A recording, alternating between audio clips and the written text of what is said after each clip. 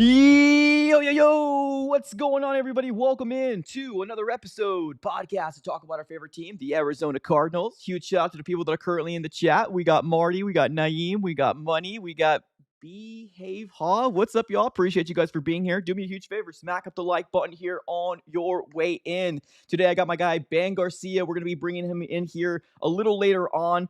First things first, I got to go ahead and shout out my sponsors here of the AZ Sports Fan here on YouTube throughout the entirety of the 2025 season. Yes, I know we're 2026, but it does bleed through, so it's all good. I got to go ahead and shout them out, and then we're going to have a plethora of different topics to go ahead and dive into, all Cardinals related. So make sure you smack the like button here, ladies and gentlemen. Shout out Sleeper, proud sponsors of the AZ Sports Fan throughout the entirety of the 2025 season. The NFL season is here, which means you now have a chance to 100 times your cash on daily fantasy football. Big on stats for like touchdowns, passing yards, and receiving yards, and fantasy points, and more for up to 100 times a payout on Sleeper. Get your picks right, and you can win big. Use promo code AZSF. You can get up to a $100 deposit match on your first initial deposit. Terms and conditions do apply. Everything will be in the description below of the video, but we're going to talk about it. The head coach is now fired. Jonathan Gannon is gone. Let's bring in my good buddy here, Ben Garcia of the Ben Garcia Show. What's up, man? How you doing? What's up, man? How are you? I will say that I'm shocked that we're here. I am absolutely shocked we are here. Because I'm not stunned that they fired Jonathan Gannon in terms of, was it warranted? Should they have done so? Like many other coaches have been fired this year alone for a lot less, whether it's Kevin Stefanski, who's went to the playoffs 2 separate times, 2-time head coach of the year. He was booted. Raheem Morris, he won his final 4 games of the season. I believe they finished the season 8-9. He got fired. It's not that it wasn't the right move. I'm surprised Michael Bidwell actually decided that this was the move that they were going to make. So I'm just surprised, man. I'm just surprised that they did that and they fired him. And I think we all think this. I've been known to maybe say it a little bit more bluntly. Michael Bidwell is a very incompetent owner. He runs one of the worst and most dysfunctional organizations in all of sports, not just the NFL. Credit to him for making the mature decision. And honestly, in terms of everyone in the national scale, I think it is a little 50-50 if people thought the Cardinals should have fired Jonathan Gannon or not. Obviously not here in Phoenix, but just kind of surprising. So I'm just shocked we're here. Yeah, no, that's fair. I mean, we had a lot of people talking about it. I mean, we've been talking about this since November, dude. Like, we had such terrible football for a very long time that I think I was talking about the draft in like end of November, mid-November. Like, I remember having Mythic up in here, and we were talking about who a quarterback could be on the draft. Like, it was crazy, man. Like, this season is so terrible. We're gonna be diving into it, obviously, about the firing and how you feel about it, a little bit deeper into it. But I do want to talk about this real quick. We got some news probably about 40 minutes ago that the Arizona Cardinals are interviewing former defensive coordinator for the Cardinals, Vance Joseph. Now, I don't want to spend too much time on this because I'm already seeing the chat, and I posted on my Instagram and my X as well. Ain't nobody care, and everybody's saying the same thing. God, what's going on? Why are the Cardinals not learning? I just want to get your take overall on this whole situation. What are your thoughts on Vance Joseph, being the fact that this might be the first candidate that the Cardinals are going to be interviewing? What say you about this? And I'll give you my spiel. Yeah, what I will say is, I think, okay, to Vance Joseph's credit, he is an adult in the room. Meaning, if the Arizona Cardinals brought in another first-time head coach, yeah, there are some guys out there who are very intriguing, and I might actually be super in on, but the Cardinals have done the first-time head coaching thing now 3 straight times, and it's all ended up in disaster. Cliff Kingsbury, who I will not let people defend, he's a buffoon of a head coach. Oh, weird. He just got fired again. That's strange. Oh, no, my bad. He mutually parted ways. Mutually, okay. Right? Mutually. Yeah, that's fine. Yeah, okay. Oh, that's fine. Jonathan Gannon has also been fired. 1 playoff appearance between those 3 teams. So I get it from a sense of, let's just hear Vance Joseph out. Yeah. Is he a Super Bowl winning head coach in terms of, do you believe he could do that? Probably not. But his defense over in Denver is pretty good. His defenses over in Arizona were pretty good. But more than anything than that, he is not a defensive maestro to where you could make sense of the hiring of Mike Macdonald. You could make sense of the hiring of Brian Flores if that happened in Arizona. He's just an adult in the room who has very good defenses, but he doesn't move the needle here. Yeah. And he might be just again, to his credit, he might be a B head coach. But we've got like 3 A+ here in the division. That is going to magnify just how big the discrepancy is between him and those other head coaches. And so for that reason, it would be the wrong decision, but I don't think the Cardinals will actually hire him. Yeah, for some reason I thought we were gonna say for that reason. For some reason I had you saying I'm out. Like I don't know, just some sort of Shark Tank thing. I don't know why, but I agree, man. I think people are kind of a little overreacting to the very first interview. I think we're just interviewing, man. I think we're turning over every stone is being turned right now. I don't really put a lot of weight into this. One thing I will say is that it's funny because I know you watched the presser yesterday with Monty and JG. I did. Yeah. I'm not JG. I'm sorry, Monty and Bidwell. We'll talk a little bit about a little later on. But the thought of him saying about he needs to learn the rules or thought like the kind of learning the timeline and what he needs to speak to the coaches. All I can say right now is thank you. Like I'm not trying to lose another mid-round pick. Like that was crazy and how this whole and it was for JG. Like I remember very vividly, and I put this on my last video. When I had my list of coaches, I didn't have JG on there. I really didn't. It almost kind of felt like he was. Yeah, I didn't either. He was there because the way the timeline actually happened, we needed to get our GM, we needed to get our head coach, and just the way that it all fell, Super Bowl ended, and they were just there. That's kind of what it felt like. Oh, they were there. Oh, he's a Super Bowl head coach. Okay, or coordinator. Come on in and see if you can kind of help us out. But for what it's worth, we'll talk a little about JG a little bit more, but I'm not going to look too much into this. I think it's cool that we're starting to kind of get reports about obviously the Cardinals making some moves because let's be real, man. Like this whole 2025 season has been breaking news, injury, breaking news, injury. Oh, here comes the trade deadline. Nothing happens. Oh, breaking news, injury. It's just like I'm just so done with the 2025 season. Then honestly, this kind of feels like hell yeah, we got something to talk about. Although I'm not going to put too much weight into it. I think this is a step that the Cardinals are trying to turn over every stone, and I'm cool with it. I'm not really going to look too much into it myself. It is what it is. What he did with the Cardinals as a DC, awesome. What he's doing with Denver over there, awesome. But I'm looking for a little bit more because you're right. I think you hit that on the nail on the head. You got to get somebody that's going to be able to compete with the big dogs in the NFC West. Mike Macdonald, I'm putting up there in the big dogs, and he's already just 2 years in, and he's already a big dog with Kyle Shanahan and Sean McVay. So.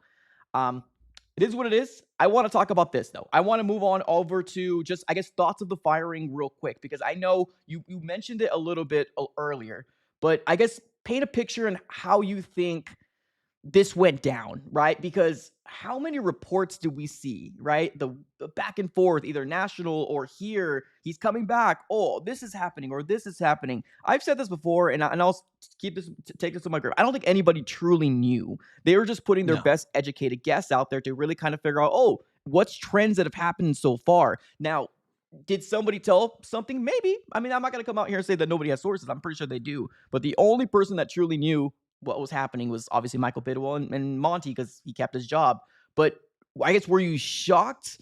Did you do like a watch party or anything like that? Because I had a watch party and there was a lot of people in my chat saying, all right, man, like it's not going to happen. It's 9:10. They would have told us by now. And I said, no, last time it was closer to 10. After 10 a.m., if it doesn't happen, then we panic. And then I think a little before 10 it happened. But what are your overall thoughts of the firing? I think we both know it made sense. But just let me know overall your thoughts on it. Well, he clearly knew he was fired early on in the morning, because then he did speak to the team, and it came out right at 10 a.m., which means Michael Bidwell or whoever, Monty Austinfort, fed it to Ian Rappaport and said, hey, we're having a team meeting at 10. You can release this then.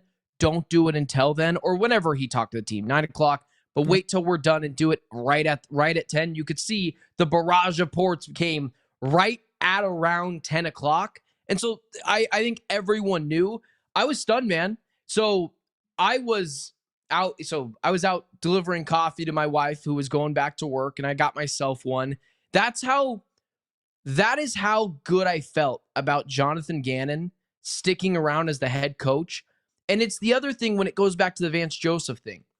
No one really knows. No one actually knows what's going on with the Cardinals right now. No one knows if they want to interview Clint Kubiak. Nobody knows. Like, Vance Joseph interview got out there. Notice how they didn't just say he was going to interview with the Cardinals. Right. Vance Joseph agent. This is all, like, people have to understand, this is all a game of you give Adam Schefter this, he'll do this for you. Why does Adam Schefter always tweet out the latest Cardinals casita news or newest Wi-Fi renovation? Each and every season at the beginning of the year, he gets something and he puts it out there. Because Michael Bidwell says, hey, if you do this, I'll give you a story down the line. It's what they all do. That's why Vance Joseph agent leaked it out to Ian Rapp or Adam Schefter, and it was a couple of different teams. No one knows what the Cardinals are going to do right now. Don't listen to the betting markets. Literally no one knows.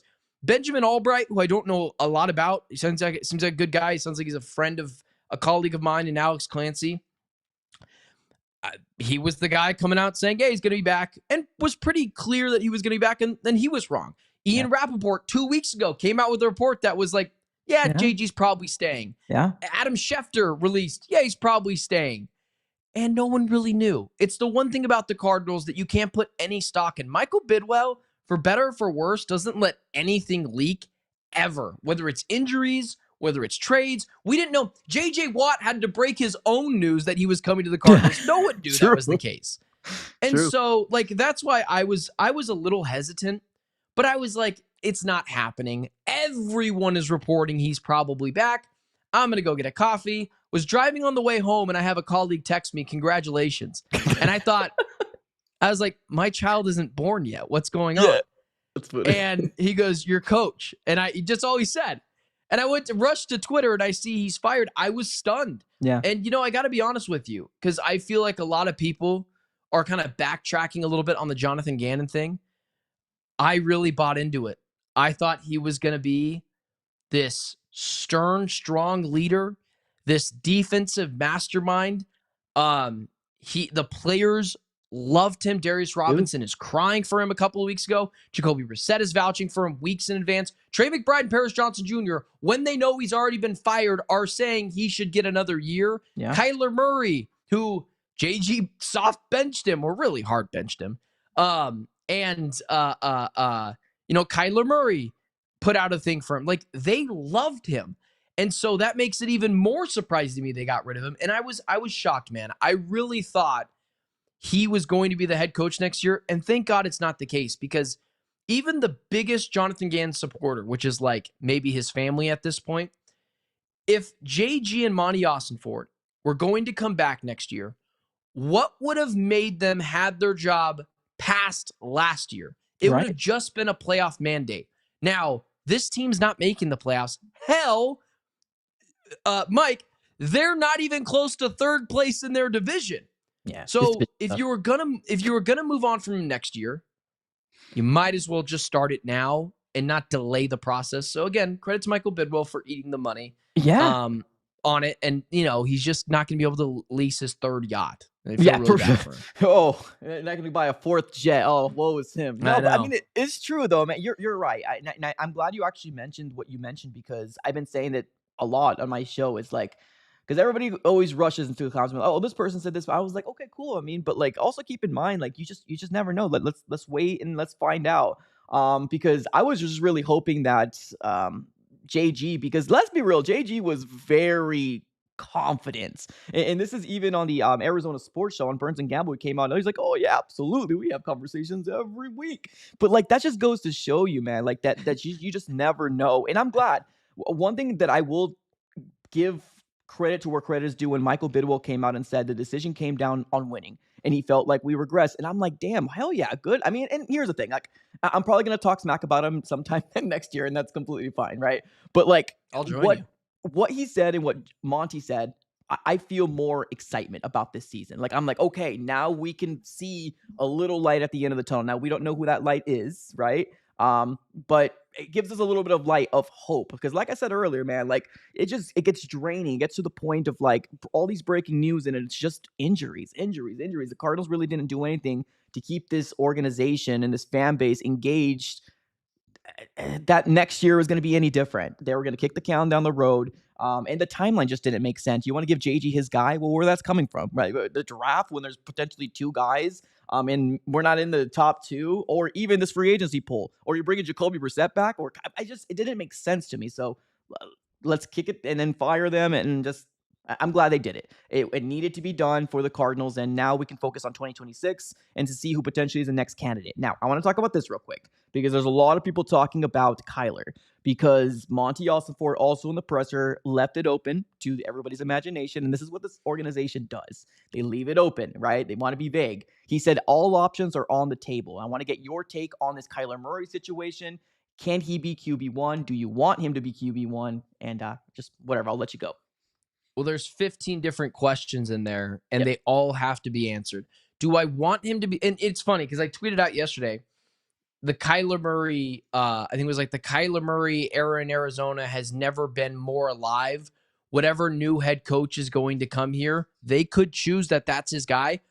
And if they want to choose him, they should have the right to do so. And I got a couple people being like, oh, it's clickbait. I'm like, okay. Okay.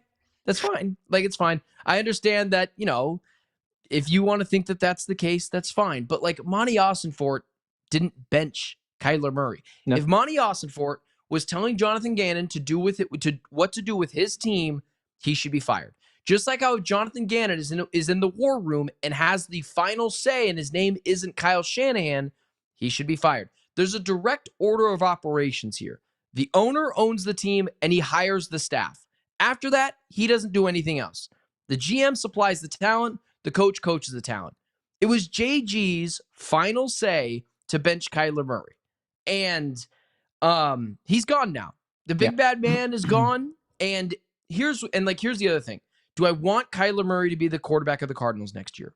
No. Not because I think Kyler Murray sucks, but because I've done that, been there, no one bought the t-shirt.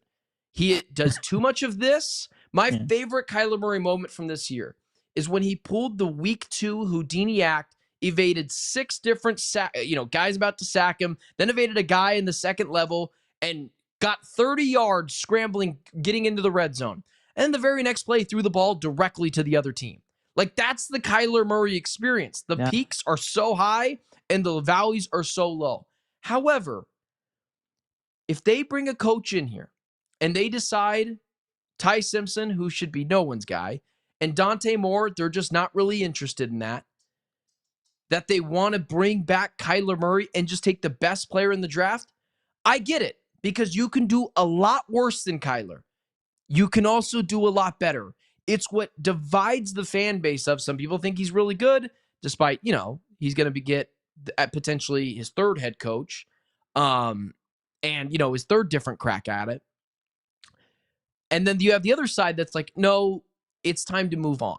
Right. And so, no, do I want him here? No, I would like to try to find something better. But if the new head coach, let's just say it's Kevin Stefanski, he comes in here and he likes what Kyler can do and can execute his offense to what he wants, then I want them to be able to have the say on what their quarterback is. I don't want anyone else determining it. But no, should he be back next year? No. Do I think he's back next year? Probably not. But I don't think it's a open and shut, case now like it was when JG was still here. That's fair. Okay. And I think that's obviously when and here's the thing, the world of the internet, right? It's just people want you to explain every single detail. But I mean, reading what you just said and what you tweeted, I wouldn't have a cow about that because it makes sense. I guess that's just where my mind goes. My mind is you want the ability or that next guy to have the option if you want to bring him back or not. That's pretty much what you're saying, right? If you want 100%. I've done the Kyler Murray experience. I'm over the Kyler Murray experience. I'm ready to be done with it. But I can still acknowledge, while that I want to move on and know, the people out there, the only people out there that's argument, and I see this all the time, was, oh, you guys blamed everything on Kyler. No rational fan, no rational media member said if you get rid of Kyler Murray, all your problems will go away. Right. Now, he is a problem. That is not even disputable. Any quarterback that is not a top 10 quarterback in the NFL has problems. Kyler's problem is he's incredibly inconsistent. But If an offensive-minded head coach in here can get the best out of him, Daniel Jones revelation, Sam Darnold revelation, Baker Mayfield revelation, like, I can buy into that. And so, no, it's not crazy. And the head coach, especially if they're an offensive guy, should be allowed to pick whatever guy he wants. And I don't want to force Ty Simpson or Dante Moore here just because we want to do it now. Because then you're stuck in quarterback purgatory again for another 4 years until you move on from that guy. That's fair. So let me give a shout out real quick to Carter with the $5 donation. Yeah. What's up, man? Appreciate you. He says, we need Mike LaFleur or Josh McDaniels. We're going to talk about this a little later on because we have a segment that we're going to talk about the head coaches. I just want to read it. He says, we need Mike LaFleur or Josh McDaniels. They bring innovation offense, and a quarterback development experience. Both are at the top of my list. Appreciate you, Carter. Thank you so very much for the donation. Real quick, Kyler Murray. I honestly think Monty Ossenfort, I think this is a ploy. Honestly, I think that he's saying leaving everything on the table. I think Kyler's gone. I think Ian Rappaport confirmed it, and I do believe that he is most likely going to be wearing another jersey next year. And I think that's the right move for the Cardinals. New head coach coming in here, Monty Ossenfort as well. Like, man, during that freaking that presser, shout out to Teo Mackey of I think AZ Central, if I'm mistaken. Shout out to him, man. He was like, well, that wasn't just him. There's a lot of people asking, why did you keep your job? And JG didn't keep his job. And just the face of Monty was just hilarious to see. And then the constant look of Michael Bidwell, like, all right, brother, you're saying too much. Stop talking already. Kind of like giving him the eye. Yeah, that was funny. It was like, Michael, stop talking. Yeah. Also, Michael didn't need to be there. I wasn't interested in hearing from Michael. He didn't. The people that are like, and I'll take 30 seconds on this because I think this is a cheap shot at Bidwell. It's like, well, he's raising season ticket prices. Well, he's raising whatever, the price of whatever. I'm like, guys, the economy sucks right now. I know. And Michael Bidwell is not the only billionaire that's incredibly greedy. Go to your local Walmart and Fry's. Guess what they're doing? Raising prices on everything all the time. So, like, is he a greedy bleep hole? Yeah, probably. But he's like the 1 millionth greedy a-hole in the NFL landscape. So, like, is he tone deaf? Yes. Is he a child born on third base? Probably even closer to home plate. Yes. But, like, I don't know. It feels like that stuff's just cheap shots of like, oh, he's raising prices. I'm like, yeah, they're all doing that. Yeah, I mean, guys, just don't buy tickets. If it's too expensive, just don't buy tickets. Don't buy tickets. That's what I'll advocate for. Yeah. This team does not deserve your support. Don't buy tickets. True. Like, before you think I'm defending Bidwell, no, hit him where it hurts. Hit him in his pockets. That's when you got to hit a billionaire, honestly, at his pockets. But, yeah, going back to Kyler Murray, man, yeah, I think he's done. And rightfully so. I think when I was originally talking about Monty Ossenfort before I kind of went away, he's also kind of, I'm not going to say fighting for his job, but he's under the microscope right now. So what's another way for you to give you a little bit more time? Get yourself a rookie. Get yourself a guy that you said, I believe in that guy. That guy's the one I believe in. And if it works, you got yourself some more years under your belt. Now, of course, the alternative can also turn on your head and flip it on your ear as well. But I think that is going to be the solution here. Now, I've always tinkered with the idea of maybe the Cardinals pick swap with the second or the first, but truly, we don't know if Dante Moore's coming out. We don't. I think I know for a fact, but it's not 100% if Mendoza's going to come out, but most likely he will. But we just don't know what the quarterback market's going to look like. I know Ty Simpson is trending in the direction to declare, but he's not a top 10 pick or maybe even a first-round pick in my eyes anymore. So maybe a second-rounder or however we feel like it. I like Chambliss, but he's already staying with the he's going to be 30 by the time he reaches the NFL too. Yeah, so it is what it is at this moment. So we're going to have to figure out multiple questions going on. But I want to dive into this real quick. Top head coaching candidates. You don't need to give me your plethora of list, but I want to just kind of have a discussion back and forth because, again, right, social media lives, and I see all the comments that you get, and you get very unnecessary hate. Right? I'm going to do the leave Ben alone. Leave Ben. I think it's just funny. Like that, but leave Ben alone. I know there's people in here that don't like me. People don't like me.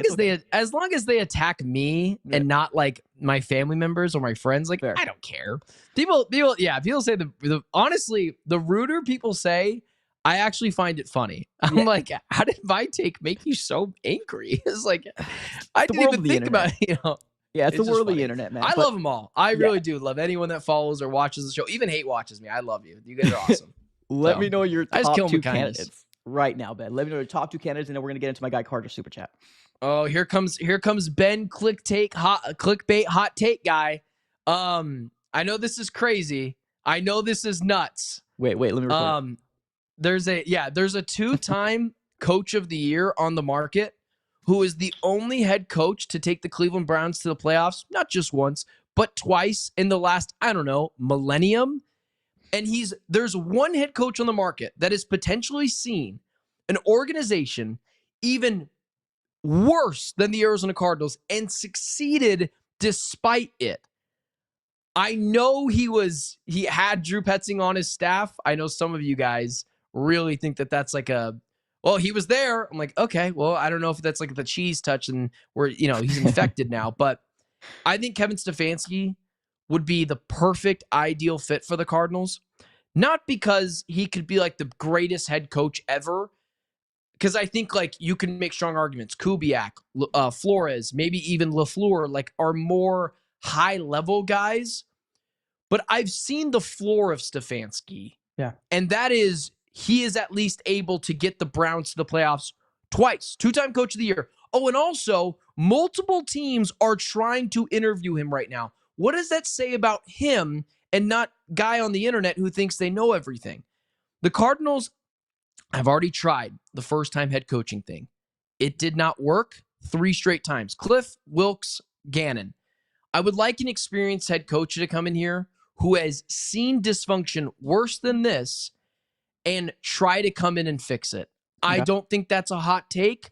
I think I'd be, if someone said that's a hot take because he's never coming here, that to me is far more relevant to come after me for that take than it is, oh, you're an idiot. He sucks. I'm like, yeah, the only guy to get the Browns to the playoffs twice with Joe Flacco in one of them. Yeah, I guess he's just terrible. But again, what do I know?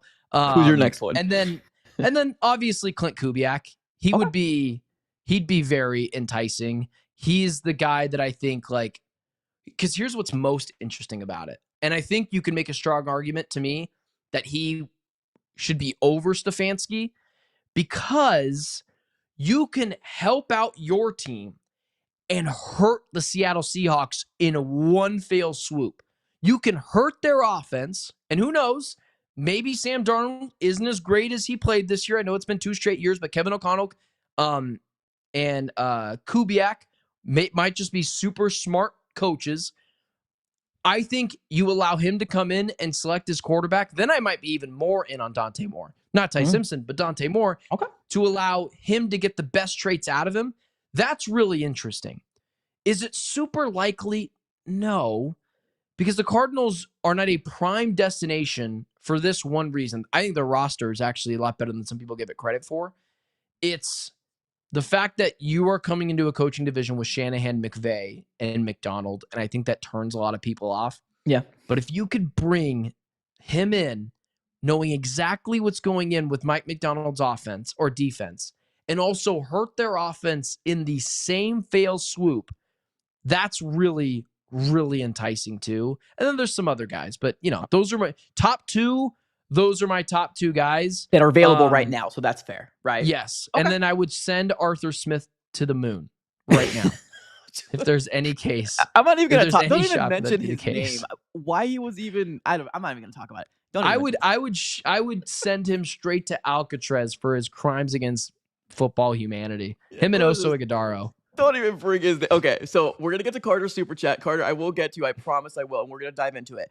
You gave me offensive people, and I'm glad you actually, that didn't work out. That worked out perfectly for me. I'm going to give you some 2 defensive guys. Don't you dare. Don't you dare say I'm going to do it. What, Robert Saleh?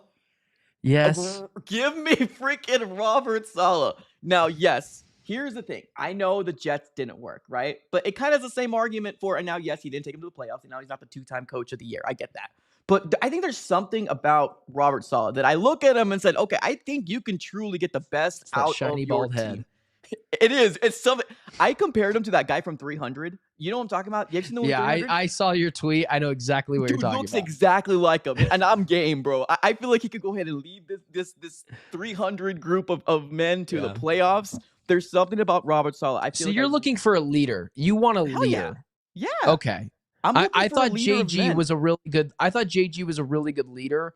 I'm looking for schematics now. It's like when you break up with a girlfriend, you want to go the complete opposite of her. I think that's what I'm doing. But that's fair. But also, too, I think a lot of people undervalue, and I'm not saying you, I'm just saying in general, because we all kind of get wrapped of okay, well, who's the head coach? What's most important, not most, but equally important to me is who you're bringing under them, right? Like your coordinators. JG's plan of Petzing and Rallis, and although we all loved Rallis for the first couple of years, let's be real, the inexperience. I still like Rallis. Okay. I don't. I still like Rallis. Inexperience reared its ugly head. Whoever Solid can bring, if you can bring in somebody that can be that schematic guy or the guy that can be developing, that will work out because you got your leader of men, the guy that wants to win, that's got the none of this grumpy. I was sick of it, man. I was sick of it. I would love to have Robert Saleh here and the other guy.